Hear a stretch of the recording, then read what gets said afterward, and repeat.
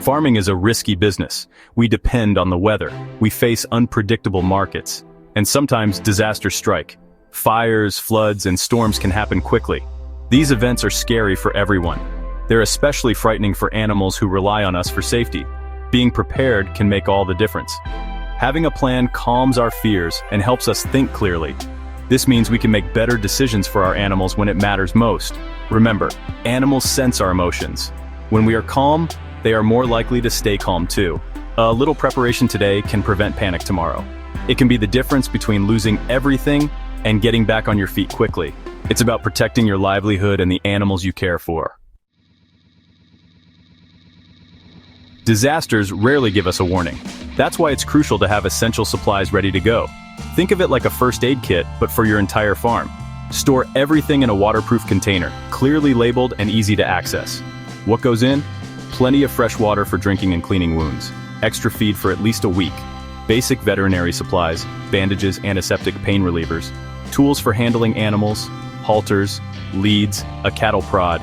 Don't forget a battery-powered radio, flashlight, and extra batteries for information and light during outages. Keep your truck's gas tank full and consider a backup generator for essential equipment. Make copies of important documents like animal health records and identification in waterproof bags. Store this kit in a dry, accessible location known to everyone on the farm. Deciding whether to evacuate or shelter in place is tough. Consider the type of disaster, the safety of your farm, and your animals' needs. Having a predetermined evacuation plan is crucial. This includes knowing safe routes, designated shelters, and transportation logistics. Map out multiple evacuation routes, considering road closures and potential hazards. Research livestock-friendly shelters in your area, or arrange with neighboring farms for temporary housing. Practice loading and unloading your animals calmly and efficiently. Familiarize them with trailers or vehicles to minimize stress during an actual evacuation. Time is of the essence during emergencies. Coordinate with neighbors to assist with herding and loading animals. Communication is key. Share contact information for local authorities, veterinarians, and other essential personnel. So, a written disaster response standard operating procedure, or SOP, might sound a bit formal, but honestly, it's just a plan that spells out everyone's roles and responsibilities during an emergency. This kind of organization really helps cut down on confusion and make sure tasks get done quickly and efficiently. It's important to assign specific tasks to each person, like who's responsible for gathering the animals, who's in charge of contacting authorities and neighbors.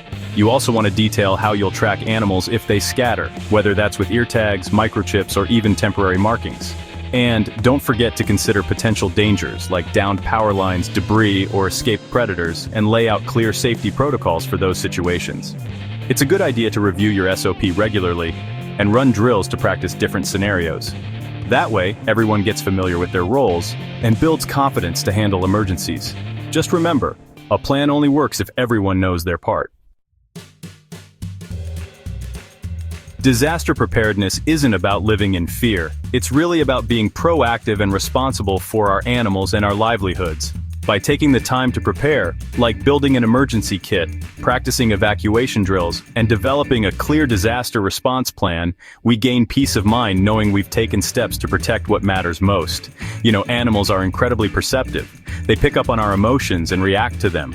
So when we're prepared and calm during emergencies, we create a sense of security for our animals, helping them cope better with stressful situations. Practice makes perfect, as they say. Regularly review your plans, restock your kit, and conduct those drills. The more prepared we are, the calmer and more effectively we can respond, making sure both ourselves and our animals stay safe and well when disaster strikes.